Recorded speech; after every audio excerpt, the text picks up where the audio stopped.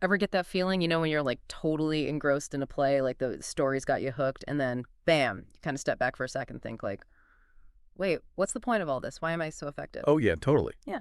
I think that's a pretty common experience, actually. It's like we get caught up in the emotions and the spectacle of it all, but then that deeper question starts to nag at us. Yeah, and it turns out those questions, they've been around for like forever. Think about Plato and Aristotle, like those philosophical heavy hitters.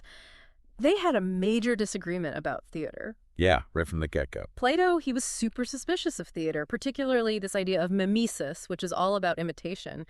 He worried that it could like mess with our heads, make us believe things that weren't true. Oh, for sure. He thought it could lead people astray, make them more emotional and less rational. Exactly. But then you've got Aristotle over here in his Poetics. He's arguing that tragedy, for example, it could actually be good for us, like cathartic even. Right, like a kind of purging of difficult emotions. Yeah, and that fundamental debate, like what is theater and what does it do to us, that's been going on ever since. It's like a thread that runs through the whole history of Western thought about art and performance. And that's basically the core of what we're diving into today. Yeah, we're looking at how these big philosophical ideas shape how we understand theater and performance, like how those deep thinkers were kind of acting as philosophers of theater from the very beginning. Exactly.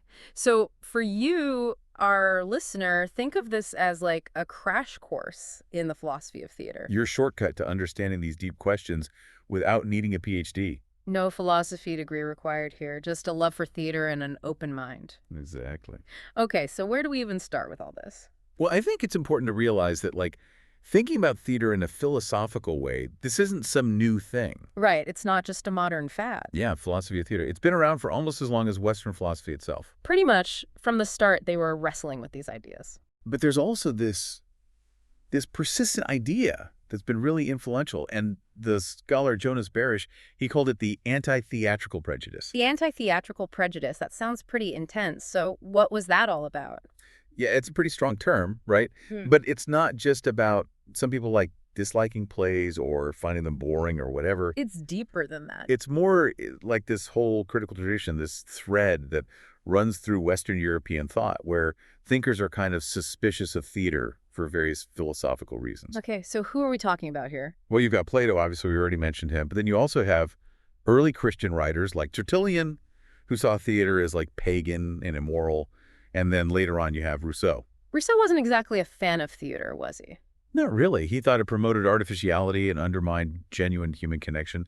And then even some romantic thinkers like Nietzsche and Mill, they had their own versions of this skepticism. And it's kind of wild that even some major figures in modern theater like Brecht and Beckett, they also had their own critiques of traditional theater. Yeah, it's like they were carrying on this tradition of questioning the very foundations of theater, even as they were revolutionizing it.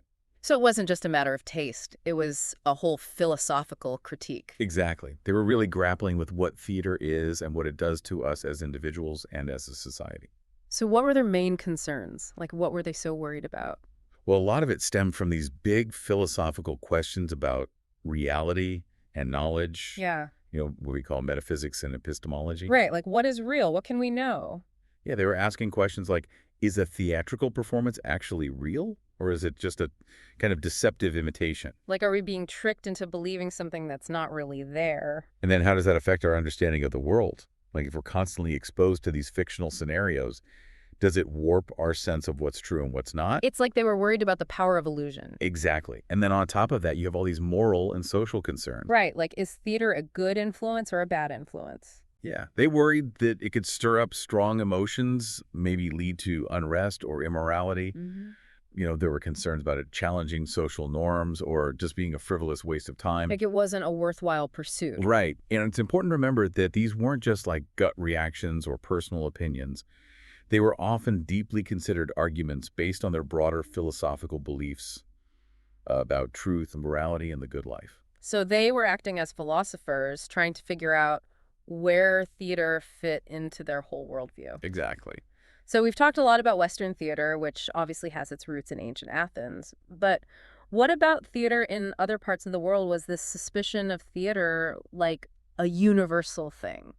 That's a really great question. And it doesn't seem like it was a universal thing at all, actually. So it wasn't just that everyone everywhere thought theater was suspicious. No, definitely not. In fact, other major theatrical traditions, They seem to have developed in totally different cultural contexts and for different purposes. So it wasn't this monolithic thing. Not at all. For example, you have the Yoruba masquerades in Africa, which are all about honoring ancestors and connecting with the spiritual realm. So a very different function from what the ancient Greeks were doing. Totally. And then consider the Sanskrit Natyashastra in India, Yeah. which is incredible. It's this comprehensive theory of theater that was written sometime between 200 BCE and 200 CE. Wow, that's ancient. I know, right? Hmm. And it covers practically everything: acting, dance, music, even how theater should be built. Like a whole blueprint for theater. Exactly. It's this fully developed system that shows a completely different attitude towards theater. Not suspicious at all, but really embracing it and codifying it. Yeah, it's fascinating. And the diversity just keeps going. Like in China, you have early forms of theater during the Han Dynasty, which were primarily shadow puppet theater. Oh, yeah. Shadow puppets are amazing. And then later on, during the Tang Dynasty, you have the development of these theatrical forms that might seem a bit more familiar to Western audiences, but with this strong emphasis on music. And then if we look at Japan, there are even more examples like No theater, with its stylized movement and vocal performance. Noste is so unique, it's like nothing else. And then Bunraku, which is the puppet theater where the puppeteers are actually visible on stage, and a single narrator provides all the voices. It's incredible how expressive they can make those puppets. And then you have Kabuki, which is a really dynamic form that blends dance, song, mime, and acrobatics. It's like a sensory overload in the best way possible. And often Kabuki draws inspiration from No and Bunraku. So you have this interesting interplay between different forms. Yeah, it's like a whole ecosystem of theater. And then you have this really radical art form that emerged in Japan after World War II called Buto. I've heard of Buto, but I don't really know much about it. It's really intense, involves these abstract movements, grotesque imagery, and the performers often wear white makeup. It's a real challenge to traditional notions of beauty and performance. It sounds like it pushes the boundaries of what we consider theater. Definitely. It really makes you think about how different cultures have developed and valued performance for different reasons. It's like they've acted as philosophers in their own way, shaping the art form according to their own values and beliefs. Exactly. Okay, so we've touched on this idea of like philosophy of theater and theater studies or performance theory. Can you talk a bit more about how those fields overlap and where they diverge? Yeah, that's a key distinction. So on the one hand, you have what's often called analytic philosophy, which tends to approach theater with these really fundamental questions, like what is theater at its core? And like getting down to the nitty-gritty. Right. What's its metaphysical status? Is it a thing, an event, a process? What can we even know about it? Those are some big questions. They are. And thinkers like Beardsley, Danto Levinson, and the Davies, they've really focused on these questions about the nature of theater and our knowledge of it. So it's very much about definitions and categories. Yeah, trying to pin down what we're actually talking about when we use the word theater. But then you have theater studies performance theory and a lot of what falls under continental philosophy, which seem to engage with theater in a different way. Right. So thinkers like Bergson, Deleuze, Heidegger, Badiou, they're often more interested in the social and moral impact of theater. So less about what it is and more about what it does. Exactly. They're looking at how theater functions within society, how it raises ethical considerations, how it reflects and shapes our values. So it's more about the real-world implications. Right, and how those implications are tied to deeper philosophical ideas about human nature and the meaning of life. Okay, so is it fair to say that, like, in a simplified way, philosophy of theater is asking, what is theater? While theater studies is more concerned with, what does theater do? Yeah, it's a good starting point, but of course it's more nuanced than that.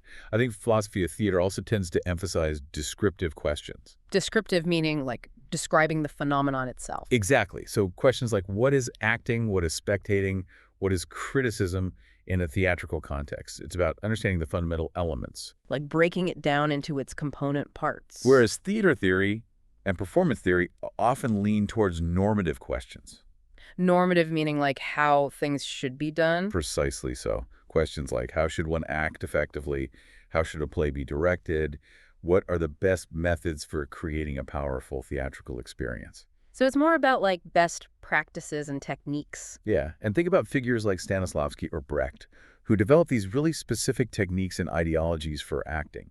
Like Stanislavski's method acting. That's had such a huge impact. Exactly. Their work is all about how to achieve certain effects, how to act correctly, according to their principles. So they were kind of acting as philosophers of practice. Yeah, exactly. So it's the difference between describing what's happening and prescribing how to do it well. That's a good way to put it. That makes sense. And it's interesting that in theater studies, particularly since the 1960s, there's been this trend of drawing on broader philosophical understandings of the human condition. Yeah, like using philosophy to kind of ground theater in these larger ideas about existence and meaning. So it's not just about theater in isolation, but about how it connects to the bigger picture.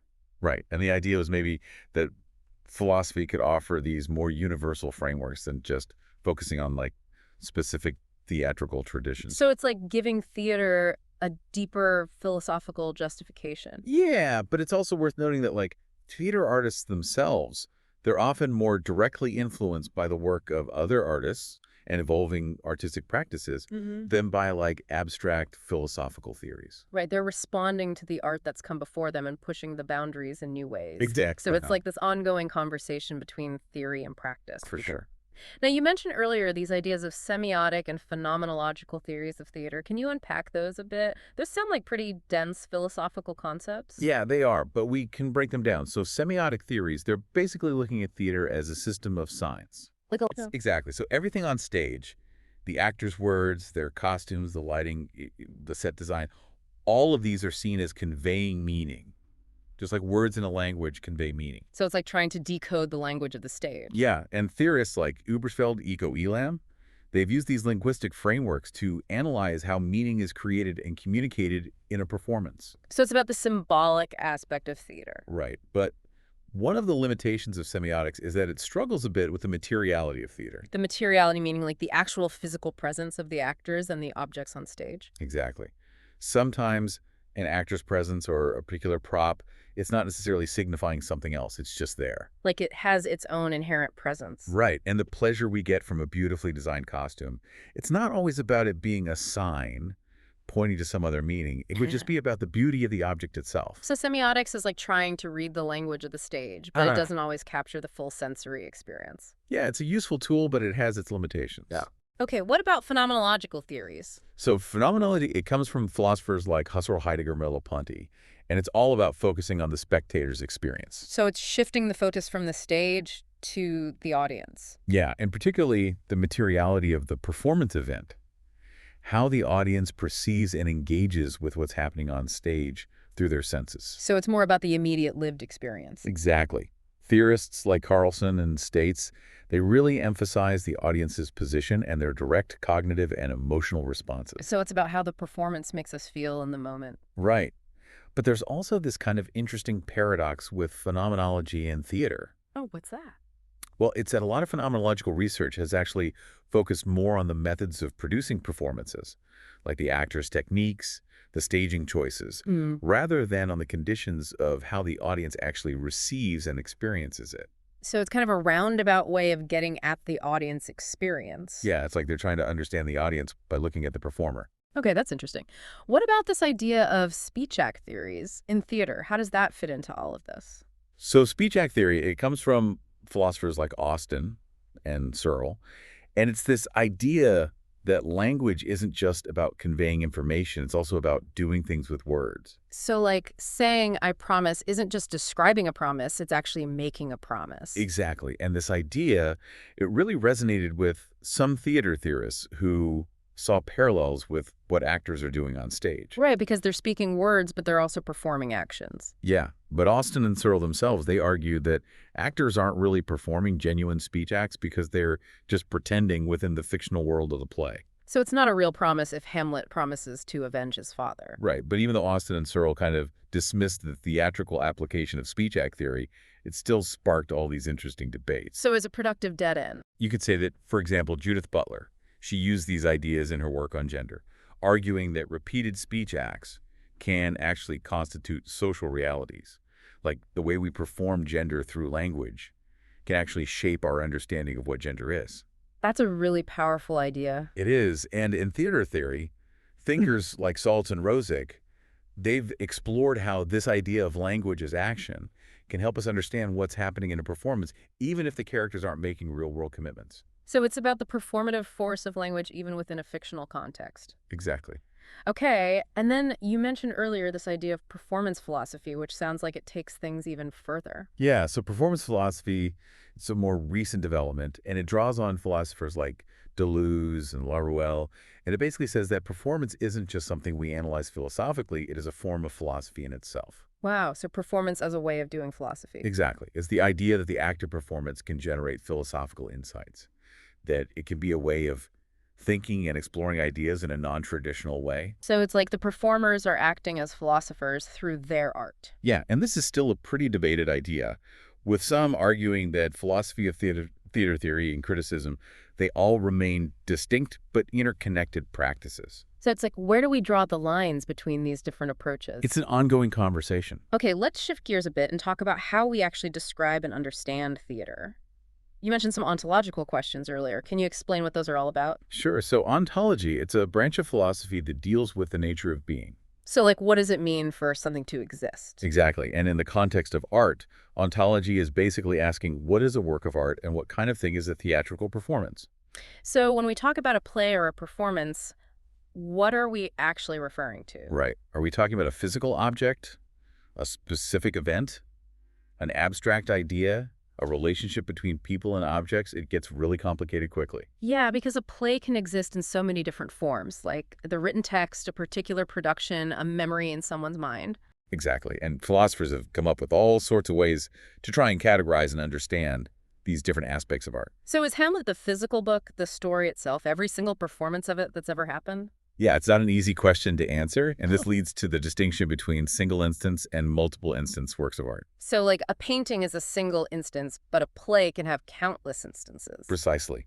And this raises all sorts of tricky questions about what exactly constitutes the work in these repeatable art forms. Like, where does the work begin and end? Is it some abstract blueprint that gets brought to life in each performance? Is it a kind of larger entity that encompasses all its individual performances? Or is it more like a set of instructions or norms that each performance tries to follow? It's like trying to nail down a cloud. Yeah, and philosophers have proposed different ways of thinking about this, like using the idea of types and tokens. Types and tokens. Yeah, so the play itself is like a type, and each performance is a token. Okay, I think I'm following. Or the idea of extended individuals, which means that the work of art is extended through time and space through all its different manifestations. So it's not just one thing, it's a whole network of interconnected things. Yeah, and then there's the idea of viewing performances as like temporary stages of a more enduring artistic entity. So the work is constantly evolving and changing with each performance. Exactly. But the interesting thing is that none of these proposals seems to perfectly capture the complexity of art. So there's no one-size-fits-all solution. Not really. It Yeah. seems like each art form has its own unique ontological challenges, and theater is definitely no exception. Okay, so what are some of the specific challenges that theater presents when we're trying to understand it from an ontological perspective? Well, one of the first hurdles is just figuring out what we're actually talking about when we say theater. Like, what are the core elements? What are the essential features? So we need to define our terms. Exactly. And then the big question is what constitutes a single instance of theater? Like, what's the basic unit of analysis? Is it a single performance on a particular night? Is it the entire production encompassing all the performances of a run? Or is it primarily an interpretation or illustration of a dramatic text? Those are all valid possibilities. They are, and some philosophers like Paul Woodruff, they raise an even more fundamental question, which is what makes something worth watching in the first place? So it's not just about what theater is, but what makes it good or meaningful. Right, and others like Salt Hamilton Carroll, they focus on what we interpret and evaluate when we engage with theater. So how do we make sense of it? How do we judge its quality? And then you have someone like Estepowicz, who's more interested in the lived experience of both the performers and the audience members. So it's about the subjective experience of being in that theatrical space. Yeah, and then there's this really crucial question about the relationship between live performances and the written dramatic text. Well, because they're not always the same thing. Definitely. A play can exist as a text without ever being performed, and a performance can deviate significantly from the original text. So it's a complex interplay between the written word and the embodied action. Exactly. It seems like even defining the basic unit of analysis is a philosophical problem in itself. It really is. We have to kind of act as philosophers just to frame the discussion. Now, you also talked about the distinction between theater and performance art. Can you elaborate on that? Because that's another area where the lines seem really blurry. Yeah, definitely. So since at least the early 20th century, there's been this growing need to distinguish between traditional theater and the emergence of performance art as its own thing. Right, because performance art kind of breaks a lot of the rules of traditional theater. It does, and early debates like the one between Spingarn and Matthews, they focused on the importance of theatricality. Theatricality meaning like creating illusion and dramatic effect. Yeah, versus sticking closely to a written script in text-based theater. So it's about the balance between the text and the performance. Right. And then performance art comes along and often rejects those traditional structures like narrative character development, even the need for an audience in the conventional sense. So it's really pushing the boundaries of what we consider theater. And some theorists have tried to differentiate acting, which is about taking on a role, not being yourself, Like becoming someone else. from performing, which is more about presenting yourself being authentic. So it's about the relationship between the performer and the persona they're presenting. Exactly. But this distinction gets messy when you think about the real person of the actor on stage. Because even when they're playing a character, their own identity is still present. Right. So are they ever not themselves, even when they're embodying someone else? It's a really tricky question. It is. And one way to think about this is through the lens of anthropology and ritual.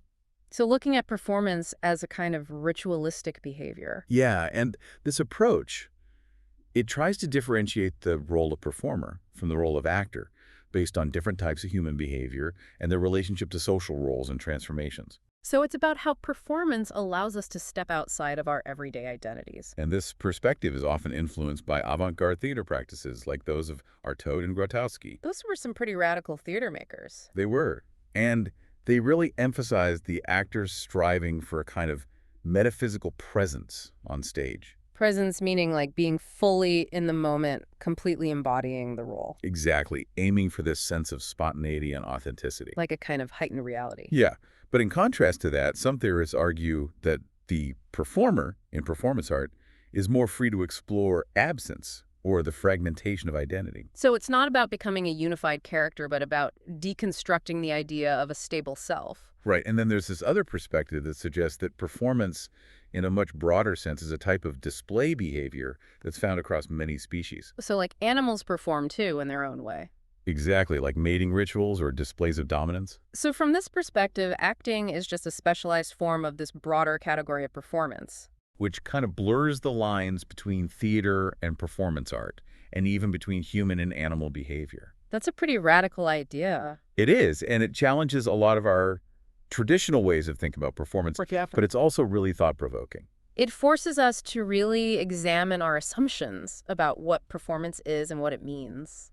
Exactly, to act as philosophers in our understanding of these different modes of presentation. So it seems like there's no easy answer to the question of whether theater and performance art are fundamentally different or just points on a spectrum. Yeah, it's a complex issue, and the answer might depend on how we define our terms and what aspects of performance we choose to focus on. Okay, so let's shift gears again and talk about the audience, because up until now we've been mostly focused on the performers, but how does a spectator even recognize that they're encountering an instance of theater in the first place? What are the cues that tell us this is theater? That's a great question, and it might seem obvious at first, but it's actually quite subtle. Like we just know it when we see it. Well, if we take the view that theater is simply the presentation of a dramatic text, then recognizing it might just be encountering that text in some form. Like reading a play or hearing someone recite lines. But as we've been discussing, live performance adds a whole other layer of complexity. It's not just about the words, it's about the whole sensory experience. Exactly, and typically we recognize theater through our senses and by recognizing it as a familiar social form. So we see a stage, actors in costume, an audience gathered, it all kind of clicks into place. But the problem arises with what's been called the theatricality of everyday life. Meaning, like, we all perform in our daily lives to some extent. Right, we present different versions of ourselves in different social contexts. We use our voices and bodies to communicate. We're always kind of on stage in a way. So how do we distinguish between someone acting on a stage and someone just behaving in a theatrical way in real life? That's the key question, and the common answer is that it has to do with framing effects. Framing effects meaning, like, the context in which the performance is happening. Exactly. So acting happens within a socially agreed upon frame, like a stage, and an audience that signals this is not real in the everyday sense. So the stage itself is a kind of cue that tells us we're entering a different reality. Precisely. And it creates this separation between the world of the performance and the world of our everyday lives. So we can suspend our disbelief and allow ourselves to be drawn into the story. But this idea of framing gets really challenged by things like Augusta Boll's invisible theater. Invisible theater, what's that? So it's a form of political theater where actors perform in public spaces without the people around them knowing that it's a performance. So it's like blurring the lines between fiction and reality. Exactly. And it raises this fundamental question of whether an audience even needs to be consciously aware that they are an audience for something to be considered theater. So if no one knows it's a play, is it still a play? That's the question. Wow. And some argue that this self-recognition of the audience is crucial, while others contend that a theatrical performance can still be a performance even without a knowing audience. It's like a tree falling in the forest. Does it make a sound if no one's there to hear it? Kind of. It makes us think about the essential nature of theater and what defines it. And it leads to even more questions about whether an audience is even necessary at all. Right. Some philosophers, they argue that a theatrical event inherently requires someone to be watching, that without an audience, it's not really theater. So it's about the act of communication between the performers and the audience. While others define theater more broadly as the creation of something that is intended to be watched, regardless of whether anyone is actually watching at any given moment. So it's about the intention behind the performance. Yeah, and the idea of theater as a form of communication, addressing an audience with an implicit invitation to pay attention, also suggests that there needs to be a receiver. Is someone to complete the circuit. But on the other hand, you could argue that a performance can still exist as a prepared sequence of actions, even if it's not currently being witnessed. So it's like a potential performance waiting to be activated by an audience. It's fascinating how many different ways there are to think about this. It really is. Okay, so let's say we are part of an audience watching a performance. How do we actually perceive and understand what's happening on stage, what's going on in our minds as we watch? Well, on a basic level, we're perceiving it through our senses. Right. Right? We see the actors, hear their voices, observe the set and the costumes. The whole sensory experience. Exactly. And increasingly, research in neuroscience and neuroaesthetics is showing us just how interconnected our senses are. Like how one sense can influence our perception of another sense. Right. What's called cross-modal perception. So we're not just seeing and hearing in isolation. It's all getting integrated into this unified experience. Precisely. But simply perceiving the gestures and sounds and visual elements, that's not the same as understanding the narrative or the character's motivations or the overall meaning of the performance. Right. We're not just passive observers. We're actively making sense of what we're seeing and hearing. And one way to think about that process is through the lens of signaling theory. Signaling theory. Yeah, it's the idea that the performer is sending out signals through their words, their movements, their expressions, and the spectators receiving those signals and interpreting them. So it's like a form of communication. Exactly. And the spectators constantly updating their understanding and expectations as the performance unfolds based on the signals they're receiving. So it's like a dynamic process of hypothesis testing. Yeah, we're constantly making predictions about what's going to happen next based on what we've seen so far. And when those predictions are violated, it creates surprise or suspense. Exactly. And this model, it takes into account the fact that we bring our own prior knowledge and experiences to the theater. So our understanding of a play is influenced by our own personal history. Definitely our familiarity with certain theatrical conventions or genres or even the actors themselves, they can all shape how we interpret the performance. So it's not just about what's happening on stage. It's about the interaction between the performance and the audience's mind. Exactly. And while there isn't one definitive philosophical theory of theatrical understanding, there are some interesting parallels with theories from other art forms. So like how we understand music or film? Yeah, so Gerald Levinson, he talks about concatenationist understanding in music, which is the idea that we grasp the meaning of a piece of music moment by moment as it unfolds. So it's not about having this overall plan. It's about responding to each individual moment. Right. And then Noel Carroll, he has this erotic theory of film comprehension, which suggests that we're constantly asking and answering questions as we watch a movie based on established cinematic conventions. So like, why did that character do that? What's going to happen next? Yeah, and while those theories are specific to music and film, they offer some useful insights into how we might understand theater as well. So it's about adapting those ideas to the unique context of live performance. But theatrical performance, it does present some unique challenges, particularly the issue of focusing spectator attention. Because on a stage, there's so much happening at once, it's not as controlled as a film screen. Right? In a film, the director can control exactly what we see and when we see it. But in theater, there's this constant negotiation between what's happening on stage and where the audience is choosing to focus their attention. So it's a more open-ended experience. And that makes it both challenging and exciting. Definitely. Okay, so let's move on to evaluation because we've talked about how we understand theater, but how do we actually judge a performance as being good or bad, successful or unsuccessful? That's a great question. And it's one that philosophers have been debating for centuries. Because it's not always clear cut, is it? Not at all. And one of the first things we have to consider is what we're actually evaluating. Meaning, like, are we judging the text, the performance, or both? Exactly. And often it seems like critics and audiences have both in mind. Right. We're assessing how well the performance interprets the text, but we're also judging the quality of the text itself. And this raises some really interesting questions about the relationship between the two. Like, does a bad text necessarily lead to a bad performance? Or can a great performance save a mediocre text? Those are great questions, and there are no easy answers. But before we get too deep into the specifics of theater, there are these two big questions about artistic evaluation in general that we need to consider. Okay, so what are those? So the first question is whether our artistic evaluations are a form of theoretical reasoning or practical reasoning. So theoretical reasoning would be like making a logical argument, this play is good because it has these specific features. Right. Well, practical reasoning would be more about how the work makes us feel and how it shapes our perception. So it's about the impact it has on us rather than the objective features of the work itself. Exactly. And the dominant view in philosophy has traditionally been that artistic evaluation is a form of theoretical reasoning. But more recently, there's been this movement towards practical reasoning. Yeah, some philosophers argue that criticism is less about making judgments and more about guiding our understanding and enriching our experience of the work. So it's about helping us see the work in a new light. Exactly. That's a really interesting shift. It is.